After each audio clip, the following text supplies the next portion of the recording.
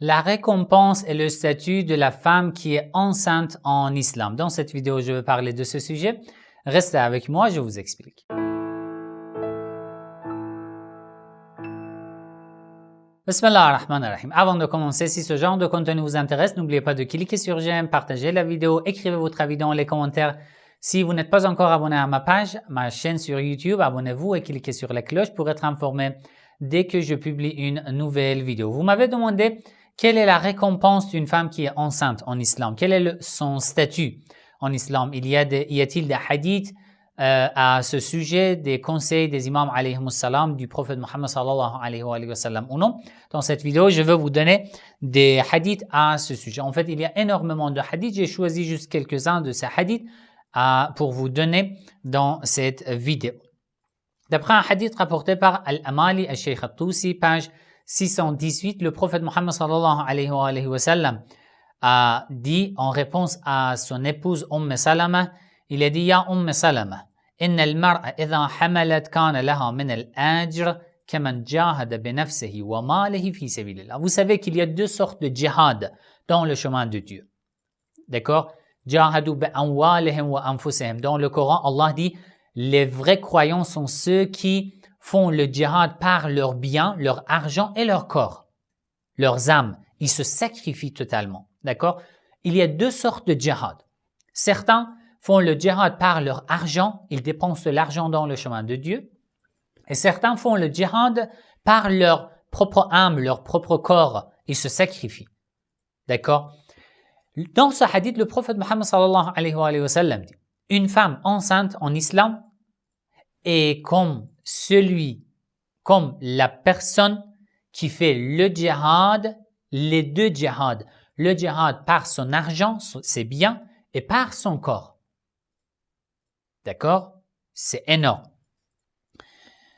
فَإِذَا وَضَعَتْ Et lorsque le bébé est né, قِيلَ لَهَا Les anges lui diront à cette femme, قَدْ غُفِرَ لَكَ ذَنْبُكَ فَاسْتَأْنِفِ الْعَمَلِ Maintenant que tu as accouché, que ton bébé est né, غُفِرَ لَكَ Allah t'a pardonné tous tes péchés. C'est comme si toi aussi tu viens de naître. C'est comme si tu n'as aucun péché. Toi aussi, comme ton bébé, tu n'as aucun péché. Tu es pur comme le jour où tu es né. Comme ton bébé. D'accord? فَاسْتَأْنِفِ الْعَمَلِ À partir de ce jour-là, tu peux reprendre ta pratique. Tu peux reprendre ta vie. C'est comme une nouvelle vie pour toi. Nous avons tout effacé. Tout ce qui s'est passé, les péchés, les erreurs, les fautes qui se sont passées avant cette période sont effacées. À partir de ce moment-là, à partir du moment où ton bébé est né, tu peux reprendre la pratique religieuse.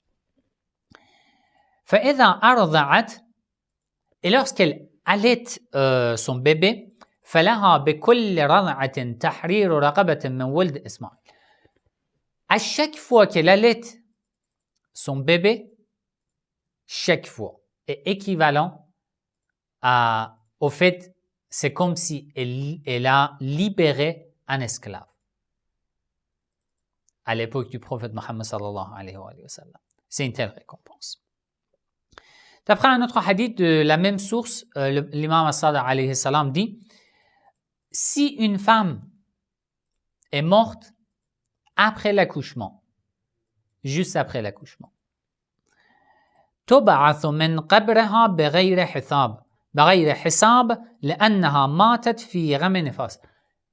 Elle sera ressuscitée au jour dernier et n'aura pas d'interrogation, n'aura pas de jugement dernier. Elle entrera dans le paradis بغير حساب, sans aucun jugement, car elle est pure et elle est décédée lorsqu'elle était pure de tout péché. D'après un autre hadith rapporté par Man la yahdhuruhu al-faqih, volume 1, page 139, l'imam as-Sadiq alayhi salam dit lorsqu'une femme est décédée après l'accouchement, lam yanshur laha divanun yawm al-qiyamah. Au jour dernier, au moment où les anges donneront le résultat de nos actes, de tous les actes que nous avons effectués, nous avons fait dans l'ici-bas, une telle femme ne reçoit rien et entrera directement dans le paradis. D'après un autre hadith, rapporté par la même source, volume 3, page 561, le prophète Mohammed sallallahu alayhi wa sallam parlait du djihad avec ses compagnons. Une femme lui a demandé, mais pour les femmes, c'est comment le djihad, comment on peut faire le djihad? Le prophète lui a dit, للمرأة ما بين حملها إلى وضعها إلى فطامها من الأجر كالمرابط في سبيل الله فإن ماتت فيما بين ذلك كان لها مثل منزلة الشهيد. Lorsqu'une femme est enceinte, lorsqu'elle accouche, lorsqu'elle est en train d'allaiter pendant par exemple 2 ans son bébé, pendant toute cette période, elle est considérée comme une personne qui est en train de faire le djihad et كان ذلك كان لها مثل منزلة الشهيد. Et si elle est décédée dans cette période, elle est considérée comme un martyr dans le chemin de Dieu. D'accord? Ça, c'est le statut d'une telle femme. Mais quel est le rôle de l'homme, de son mari, à l'égard de son épouse lorsqu'elle est enceinte? Vous savez que nous, les hommes, pour nous, ce n'est pas ni douloureux, il n'y a pas de souffrance, il n'y a rien. Peut-être tu dépenses juste de l'argent à ton épouse, à ta femme. C'est elle qui fait tout, c'est elle qui, en fait, patiente, qui reçoit beaucoup de souffrance, qui souffre beaucoup pendant la grossesse, et pendant l'accouchement et après, pendant 2 ans. Elle a beaucoup de douleur, de souffrance, mais toi, en tant que son mari, tu n'as rien. Tu ne fais rien. Juste tu dépenses de l'argent. Alors, quel est ton rôle? Ça, c'est très important. Je vous ai donné ces hadiths pour dire que une telle femme, lorsque ton épouse est enceinte, ou lors de l'accouchement, ou même après, elle est devenue une maman, pendant toute cette période, elle est pure. Elle n'a pas de péché. Allah lui a tout pardonné. Elle est comme quelqu'un qui est en train de faire le djihad dans le chemin de Dieu. Donc, elle est considérée comme un élu, une personne élue de Dieu, une bien-aimée de Dieu, comme partisan de Dieu. Je vous ai expliqué tout cela pour dire comment, en tant que son mari, comment tu dois te comporter à l'égard de ton épouse. Quelqu'un qui n'a pas de péché. Tu dois être le plus gentil possible, miséricordieux.